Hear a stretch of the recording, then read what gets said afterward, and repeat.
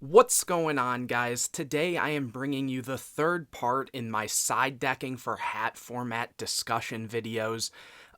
If you haven't checked out the one on spells and monsters, you definitely want to check those out. You can either pause this video and go check those out. Hopefully, if I remember, I will have those linked in the description.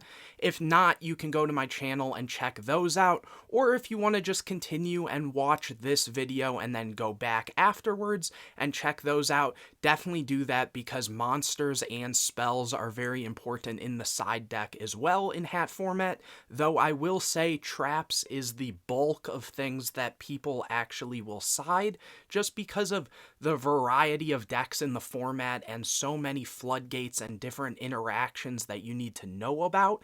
And this will also be a way to kind of explain the types of floodgates and different trap cards that may get played against your deck. So I've mentioned in the past how side decking isn't exactly a straight to the wall type of thing. It's more so player preference on depending on what deck you're playing and what matchups might be more difficult for you. So if you've seen any of my deck profiles and things, which hopefully you have, you'll notice that I usually don't include the side deck just because it is kind of player preference on what cards they prefer. So hopefully this will give you a good explanation on that. So I'm going to first start off by showing you the cards that will be discussed in this video, and then we'll actually get into what each of these do, some of the times you might want to play this versus other cards, and all that good stuff. So let's get straight into it. So the cards we'll be talking about in this video are Vanity's Emptiness, Rivalry of Warlords, Skill Drain, DNA Surgery, Macrocosmos, Soul Drain, Imperial Iron Wall, Shadow Mirror, and Light Mirror, probably flipped around there, Stygian Dirge, and the Band Played On, Royal Prison, Wiretap, Trap Stun, Royal Decree, Dust Tornado, Malevolent Catastrophe, Full House, Acid Trap Hole, Deep Dark Trap Hole, and Void Trap Hole, Dimensional Prison, Mirror Force, Debunk, Black Horn of Heaven, Mind Crush, Needle Sealing, and the Transmigration Prophecy. All of these cards can be easily sided into a lot of different decks. Obviously, it depends on the format. Some will be played more than others. Some of these cards you'll probably even see in main decks of a lot of different decks. But anyways, guys, let's get started. So the first couple cards I'll talk about are going to be Vanity's Emptiness and Rivalry of Warlords. The reason I'm pairing these two together is because these are cards that a lot of decks will sometimes choose to even main deck, though I think in a lot of cases they are better sided for a few different reasons. Obviously, if you don't know what these do, Vanity's Emptiness, while it's face up, neither player can special summon, and then if a card is sent from the main deck or the field to the graveyard, you destroy this card. And Rivalry of Warlords says that each player can only control one type of monster, and then you send all other face-up monsters that they control to the graveyard, so you get to pick one type. So let's talk about these. There's definitely decks that do main Emptiness. There definitely are decks that main Rivalry. If your deck specifically, let's start with Rivalry, if your deck specifically mains one type, for example, Sylvan is a good example, or Spellbook, where it's all plants or all spellcasters. Even in a lot of cases, things like Geargia can technically main Rivalry because they are machines. Same with a lot of your rogue options like Gadgets, Mecha Phantom Beast. A bunch of different decks can main Rivalry because they only play one type. And this card is good against all those decks that play so many different types. For example, against H.A.T or even artifact trap tricks and things, they're playing things like fairies in the artifacts, the trap tricks monsters, insects, plants, even, Dionea and Mermail are two different types. So it really can shut down those strategies while also kind of not affecting you at all.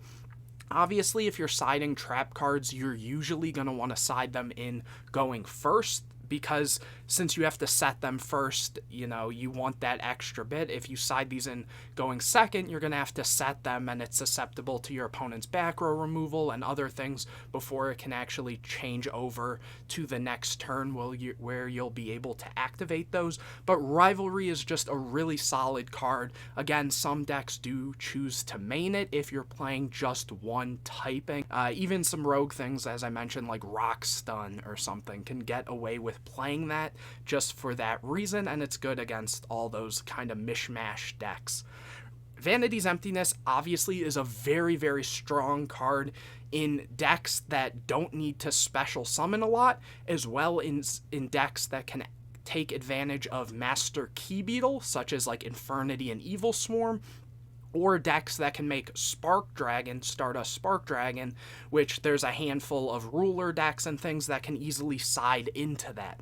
The reason I think Vanity's Emptiness is a better sideboard card is simply because you want it when you know you're going first. Because a lot of the times Vanity's Emptiness becomes so much weaker into already established boards. If your opponent already has, say, a Draco Sack on field, or a Divine Dragon Knight Felgrand, or they did their whole Xyz Infernity combo or something, what is a Vanity's Emptiness going to do going second into that? So I think just in general, they're better cards when you know you're going first, so you can set up, do your thing, and flip this and prevent your opponent from actually going in.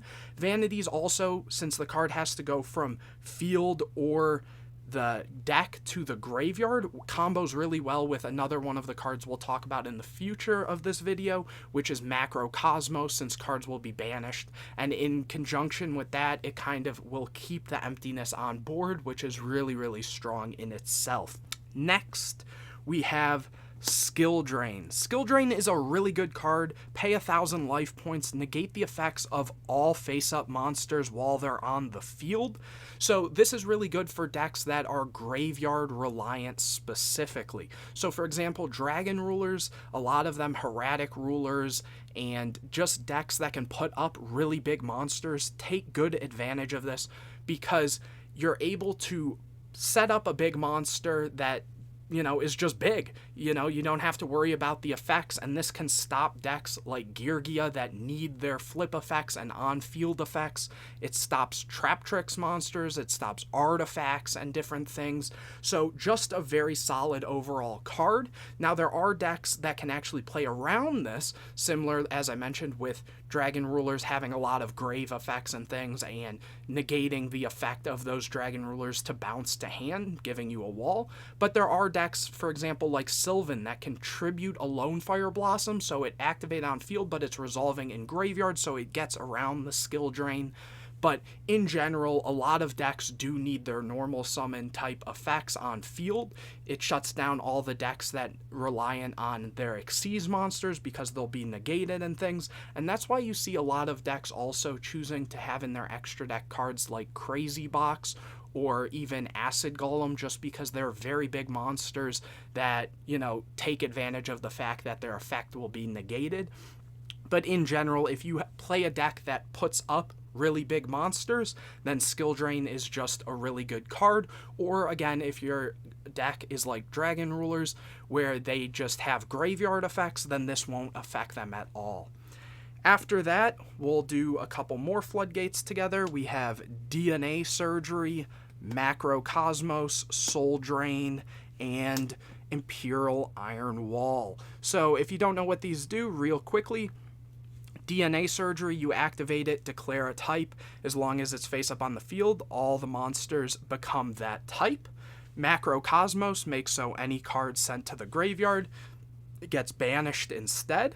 Soul Drain has the effect by paying 1,000 life points. Monsters that are banished as well in the graveyard cannot activate their effects, and Imperial Iron Wall prevents cards from being banished. So let's talk about these. First, DNA Surgery. Really, really good card against decks that rely on a specific typing. So, for example, Geargia, in order to go into Geargigan X, They need to have machines. So DNA Surgery can change it to some random typing so it kind of stops their gameplay. Other decks, Bujin is another prime example where to use a lot of their Bujin engrave cards, they need a Beast Warrior Bujin monster. So changing it to, say, a fairy is going to make so it shuts down their whole strategy with that. Even certain decks, for example, I had done some gameplay with Cyber Dragon Artifact, can take cool advantage of that, turning your opponent's monsters to machines and being able to special summon, say, a Cyber Dragon and Chimera Tech their whole board away. Another good example to use this card is against Spellbooks, since some of their Spellbook spells require you to have a spellcaster type monster on field to activate. So really powerful card. There's even some kind of interesting strategy decks that take advantage of switching the typing. I remember a while back there was a gadget list that played DNA Surgery and used it in a manner to combo, turning their monsters into dinosaurs. Since gadgets can spam the field really easily, especially with cards like Chain Summoning, they were able to use that to summon things like Logia and Dolka. So really cool, interesting card in general. Macrocosmos and Soul Drain are both extremely powerful.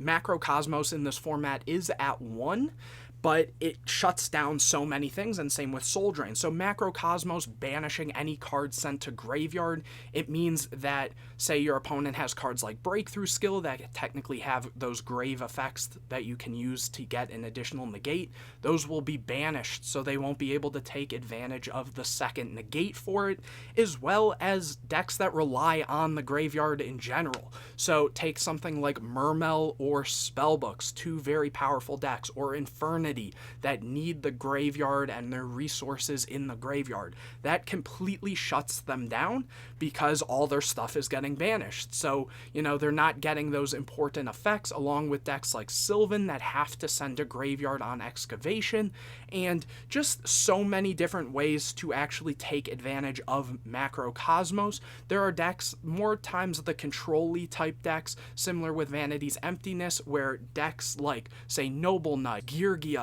that can really take advantage of those cards because they're more grindy and they aren't exactly graveyard reliant. So really, really important to note that card specifically.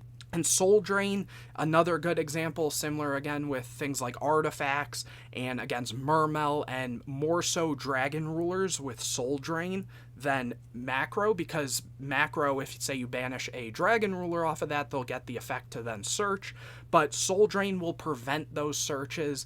It'll prevent things, like all your opponent's Mermail and Atlantean plays that activate in graveyard, so their Dragoons, their Infantries, and different things like that. And same thing for Soul Drain, with Bujins. Bujins have those graveyard effects that need to activate, so really, really good. There's a lot of cool decks like Fire Fist and Koikimiru that can take really good advantage of a lot of these different cards just to be able to floodgate it out and have a big monster that can kind of push into different things. Imperial Iron Wall is probably one of the more interesting techs, I should say, because it can play as a way to stop your opponent or a way to help protect your cards. For example, against things like DD Crow and stuff, you're able to have an Imperial Iron Wall, and so say you're playing artifacts, if you play Imperial Iron Wall, it's going to prevent your opponent from using things like DD Crow, which are commonly played against artifacts, to banish their stuff. It also will stop Debunk from banishing and being able to be used, which we'll talk about in a little while. So it's really, really good, and then again, it's just a good card to stop things from being banished. So Dragon Rulers, again, I keep going back to Hieratic Ruler and Mythic Ruler, but it's so prevalent to be aware of this, it stops them from banishing to summon those. Things like Lightsworn Ruler that have Necrogardna and the Eclipse Wyverns and different things that need to be banished. Imperial Iron Wall is a great, great card. So it has its different functionalities, whether it's to protect your own cards for if you don't want your stuff being banished, like say Mermail, it shuts down Title, but it means your opponent can't crow you or get rid of some of your stuff. or you can use it, in a way that shuts down the opponent. So very, very strong cards to take note of. The next are the Imprisoning Mirrors. Shadow Mirror negates all dark monster effects that activate on the field or in the graveyard, and Light Imprisoning Mirror does the same, but for lights. Obviously, Light Mirror is a little more prevalent since some of the better decks that are light in the format, sure, this can stop things, Shadow Mirror can stop things like Infernity and such, but there's just so many better light decks. Again, Lightsworn Ruler is a prime example. Constellar is a prime example. The Artifacts is a prime example. So many different decks, Bujins, get hit by this. So I would say in general, Light Mirror is a better card than your Shadow Mirror and is definitely more commonly sided than the Shadow Mirror. But those are just two cards to really take advantage of if you're not playing a light or dark deck. They're very solid options. Even things, I believe, like Hieratic Rulers that are lights and stuff, these can kind of hurt them, specifically, the Light Mirror. But that's all I really have to say about those. Not too much. Then we have Stygian Dirge and the Band Played On. These are pretty similar in a sense. Stygian Dirge reduces the levels of all monsters your opponent controls by 1, and the Band Played On says neither player can special summon monsters with the same level as those they control, and neither player can special summon monsters with the same rank as those they control. So why would you play these? In a lot of decks that don't care about the levels or just one thing, so going back to Bujins, for example, these are pretty good cards to use against your opponent. Say your opponent is playing a very rank 4 focused deck, take even something like Evil Swarm, for example, that needs to go into Ophion, and most of their extra deck is always going to be level 4. Having something like Stygian Dirge to make their things 3 means they won't be able to get into those Xyz plays and things. You do have to be careful with this if a deck, say like Artifact Trap Tricks, that plays level 5 and level 4 monsters, or Geargia that plays 3s and 4s, because if, say, you reduce the level of a 4 to a 3, usually they have some sort of extra deck card that they can go into. Same thing with the 5s, as I mentioned, if they summon 2 artifacts or something, artifacts can pop, any of these floodgates unless it's specifically negating those effects, like some of the ones we talked about previously. But in general, you do want to be weary of that. Really, really solid card, though. It can work good against some of the Dragon Ruler decks, too, or any of the Synchro-type decks, because it makes some of their levels really awkward, so then they can't go into their extra deck stuff. Even some decks like Sylvan that are very rank 8 focused, it makes so they usually can't, though those decks tend to play 7s as well. But even then, the 7s can't be used into anything, so it definitely makes the plays annoying. But in terms of those decks that do have multiple options, sometimes the Band Played On is better, simply because those decks now can't summon with that same level, so they can't even get into their Xyz plays. The one thing to note, though, as I mentioned, with the Band Played On, is it affects both players, where Stygian Dirge only affects the opponent. So if, again, you're playing a deck like Bujins that usually just needs 1 monster, this is a really, really good card. But if you're trying to affect your opponent more than you, then definitely something like Stygian Dirge is better. Spellbooks can technically play the Band Played On because they don't really care about the extra deck. You don't really special summon from there that much. And most of their summons are gonna be, different levels, like 2s, 3s, 4s, 7s, different things like that. So just very 2 interesting cards there. After that, we have one more floodgate, Royal Prison. It says that neither player can special summon from the graveyard. This is usually just really good against decks that are very reliant on Soul Charge, which end up being some of the more combo-heavy decks, or Dragon Rulers and things of those sorts. Just being able to stop Soul Charge or those dragons from coming back is very strong. A lot of the more control-y decks, as I mentioned, or, stuff like Heraldic Beast, or Bujin, or Koikimiru, Decks that don't really need their graveyard as much in terms of summoning back, this is a really good option, and I think this is kind of one of the more underrated cards. You don't see this sided as much, but it is a pretty solid card in general. It also can stop artifacts and things summoning back from graveyard, so really, really good option there.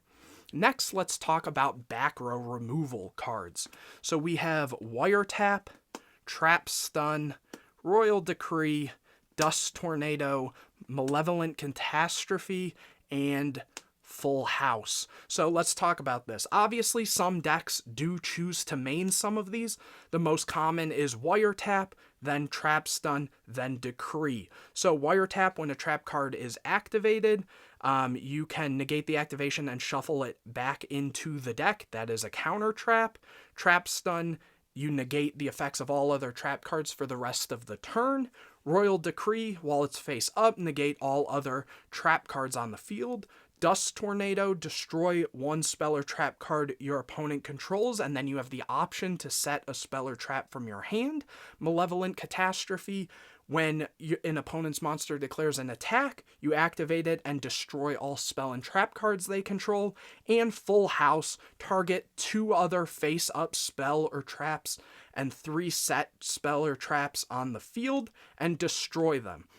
So, Wiretap. Wiretap is a great card against artifact decks, specifically because when they would use Sanctum, you're able to negate the Sanctum and shuffle it back, and that doesn't destroy the Sanctum, which would usually give them a destruction pop effect.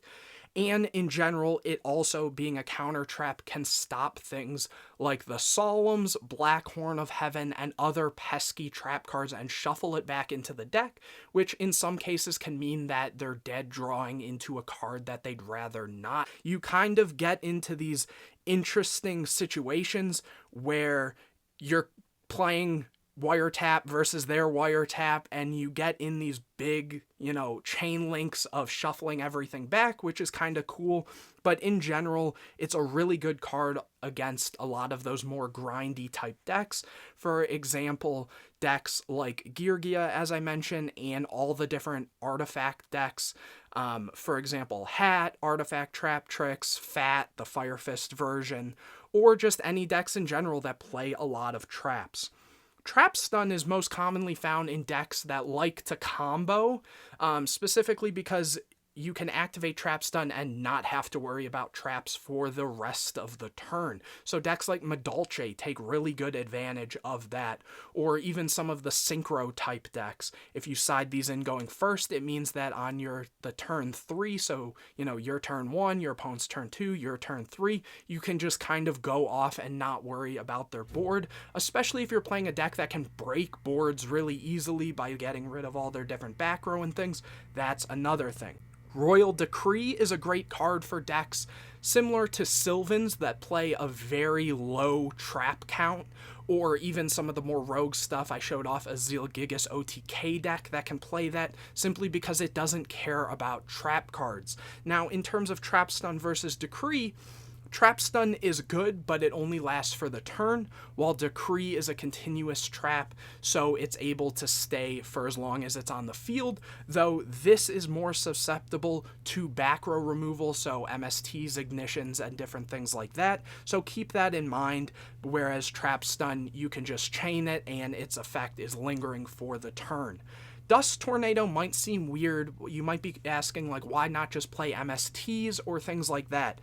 Decks that take really good advantage of Dust Tornado are decks like Infernity or Artifact Trap Tricks, specifically like H.A.T, whether that's the Curry Bandit or the Card D versions, because it has the secondary effect that lets you set a card. So take Infernity, for example, where a common card people play against it is going to be Spiritualism, that bounces a card to hand. So when you get hit with Spiritualism in Infernity, you need to have no cards in hand for your Infernity breaks and barriers and different things. So that shuts down all your things. So if you have a Dust Tornado, you're able to activate that and basically reset that card, so then you're able to go and still use your other effects. Similarly, with the Curry Bandit build of Artifact Trap Tricks and the Card D version, Card D is drawing you 2 cards in your end phase. So in a deck that plays a lot of trap cards and things, you know, it's going to make so you can set it right away. Now, obviously, you won't be able to activate it that same turn it's set, but it means that you don't have to wait an additional turn to then, you know, set that card down, pass it to your opponent, and then activate it. You basically, by your next turn, will be able to activate some of those trap cards, which some of them can be very good, you know, if you're playing different floodgates and different things, if you're going first, if you draw into those, really great to be able to just set those out of your hand right away. So it does have uses. Malevolent Catastrophe is a very good card, most commonly sided against your artifact decks, specifically because it activates on attack declaration, so that means it's your opponent's turn, and artifacts won't be able to summon back and get their effects if they're destroyed on that player's turn whose artifacts they are. So if I'm playing against Artifact Trap Tricks, they attack in, I activate this, I blow up all their Backrow and their artifacts, and they don't get the triggers for those artifact monsters. So it's a really good blowout card. Obviously, it relies on your opponent not destroying it and attacking into that.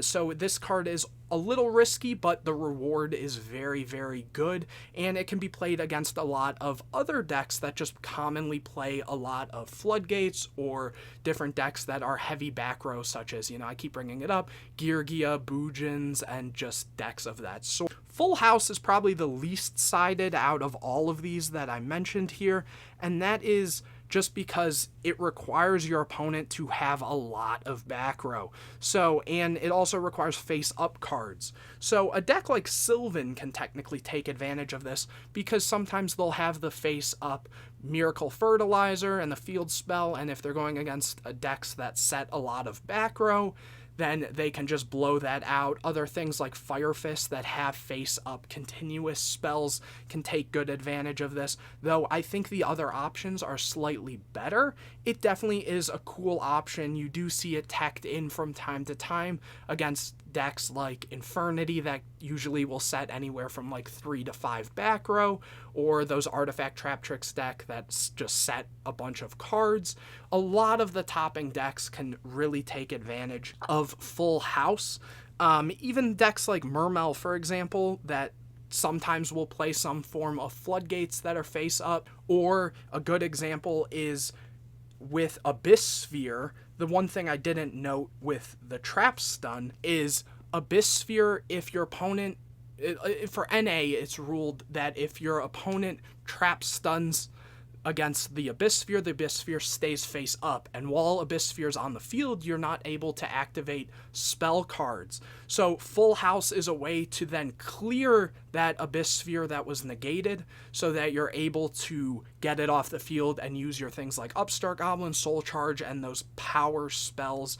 But again, it's super niche, so it really just depends on your playstyle and if you think that's the best option for you. Next are the hole cards. We have Acid Trap Hole, Deep Dark Trap Hole, and Void Trap Hole. These are commonly sided in any decks that play multiple copies of Trap Tricks Mermail, simply because they're searchable and they have different uses in different matchups. Void Trap Hole, when your opponent special summons a monster or monsters with 2,000 or more attack, negate the effects of one of those monsters with 2,000 or more attack, and if you do, destroy it. So just a good way to stop big monsters. Deep Dark Trap Hole, when a level 5 or higher effect monster is special summoned, banish the level 5 or higher effect monster or monsters. So this can hit multiple things where this only hits one, but again, it's just a very, very solid choice against certain matchups. And then Acid Trap Hole, you flip a face down defense position monster your opponent controls face up. It basically is just checking for defense. If it's 2,000 or less, you destroy that card, and if it's 2,000 or more, it just returns face down. So this is a good card against things, for example, like Geargia. When they set their armor, you're able to basically just out it. Again, these are commonly sided cards, usually just as one-ofs, and it's for those different matchups. It's very versatile, though I definitely think Trap Tricks, Trap Hole Nightmare, and Bottomless have the most play, and that's why you see them main decked more, while these are oddly specific, and that's why they have their home in the side deck. Next, we have two forms of Battle Trap, which is Mirror Force and Deprison. Now, your opponent declares an attack, destroy all attack position monsters they control, or when an opponent's monster declares an attack, target that attacking monster and banish it. So the thing with these is Mirror Force is non-targeting, while Dimensional Prison is targeting. Usually you'll see Mirror Force come in against decks that kind of swarm the field. So for example, Dragon Rulers that can put up a ton of big cards, or Lightsworn Ruler that can put up a ton of monsters and just push for game. Mirror Force can be good in those situations, whereas Deprison is commonly used against decks that play the hands, because banishing the hand is much better, so it won't get the trigger effect. So both have their play styles. Mirror Force can be really good also if you're playing a deck that doesn't have a lot of monsters. For example, Chain Beat is a good example of that, or even sometimes in decks like Spellbook that play a very low monster count. Sometimes clearing boards is just really important, and Dimensional Prison is a great card for side or main in decks like Evil Swarm that just completely get blown out by the hands. So those are two solid options as well. After that, we have some of the more free agent type cards, I would say, which is Debunk, which is possibly one of the best side deck cards on its own that you can play alongside Black Horn of Heaven. Other than that, we have Mind Crush, Needle Sealing, and the Transmigration Prophecy. So Debunk, as I said, is probably one of the best ones, and that is when a monster effect is activated in the hand or graveyard, negate the activation, and if you do, banish it. So this card can stop all those pesky graveyard effects. For example, artifacts. It stops things that activate in hand, so things like, the different hand traps and things. It can stop Dragon Rulers. Just so many cards get hit by Debunk, and it's definitely like a very top tier A or S tier trap card that you can be siding. Very, very solid card. There's not enough I can say about it, but I think its effect sort of speaks for itself. Black Horn of Heaven says negate the special summon of one of your opponent's monsters and destroy it. Now, this only stops inherent special summons, so monsters that are summoned without starting a chain. So, for example, this stops all those synchro summons, Xyz summons, and things very commonly sided against Geargia, because it will make so the Geargigan X doesn't get its effect off. This can be used, like I said, against any Xyz really. Your opponent goes to exit on you, nope, let's stop it. It counts kind of like other copies of Solemn Warning, and that's why a lot of decks even choose to main anywhere from 1 to 2, sometimes even 3 copies of Blackhorn. But similarly, Debunk and Blackhorn are probably some of the top options you can be playing if you have a bad matchup against those decks that can spit out Xyz summons and stuff of those sort. Next, we have Mind Crush, where you declare a card name. If it's in the opponent's hand, they send all copies of it to the graveyard. Otherwise, you discard a random card. In order to activate this, you do have to have a card in hand. And if you saw my monster siding video, I talked about how Droll and Lockbird is not a great card because not that many decks search that much. But the thing is, getting rid of a card that is guaranteed search, so against Infernity, for example, when they have no cards in hand and they add something, being able to snipe that out of their hand is really strong, or Spellbooks that search a bunch that you can hit a specific card out of their hand, or even a lot of the slower decks play things like Pot of Duality, so you know what they're adding to hand. So Mind Crush is a very, very solid option just to hit key cards out of their hand, and that can sometimes stop them. Or even if you're playing a deck like, say, Dark World that can take advantage of the discard, or even sometimes Dragon Rulers that can take advantage of the discard, Mind Crush is a very good card. After that, Needle Sealing. You can activate this card if there's 4 or more monsters on the field. Destroy all face-up monsters. Geargia takes advantage of this card so well because their armors are set. So if your opponent starts swarming, this is kind of like an equalizer type card just to blow out their field. So Geargia versus Dragon Rulers, Geargia versus Lightsworn Rulers, this card just shuts down those matchups. It's also just a good card if you're playing a slower deck and you have problems with those more swarmy decks. Obviously, it's more dependent on your opponent actually going in and comboing on you, even against, Infernity being able to set this and then when they start comboing off, blow it up and hope they don't have Soul Charge or a launcher or something. Needle Sealing is a very, very solid card. Usually people will either, some decks even choose to main 1 or 2, but if it's in the side, usually it's a 1 or 2 of as well. No one's really maxing out on Needle Sealing just because, as you see, there's so many different options. Next is Transmigration Prophecy. You select 2 cards in the graveyard, shuffle them into the owner's deck.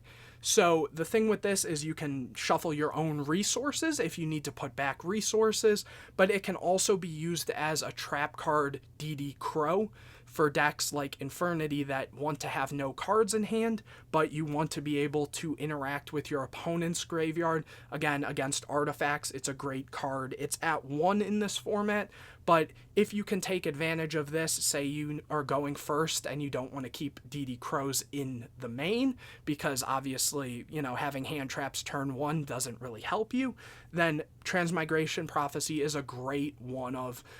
It also sometimes works, I believe it triggers Madolche Ticket, if I remember correctly, because it doesn't have to be specifically a Madolche effect to get that effect off. I could be wrong on that, so don't quote me on that, but I know it triggers something in Madolche. I can't exactly remember, but in general, it's just more copies of DD Crow, more ways to interact with your opponent's graveyard and such, so it is a very solid card as well. But anyways, that is it for this video. If you have questions about a card that I may not have included in this video, definitely comment that in the comment section. Maybe I'll, talk about some of the reasons why that card isn't in this list. It could just be because it's not commonly sided or it's too archetypal specific. If you guys do have questions, though, about other siding stuff, for example, the spell cards and monsters, as I said at the beginning, you're definitely going to want to check out those videos. I should have them linked in the description, and there's also some more niche options that I'll probably have separate videos specifically talking about those, so definitely make sure you're subscribed and checking and waiting for those videos to come out. And anyways, guys, I will see you in the next video.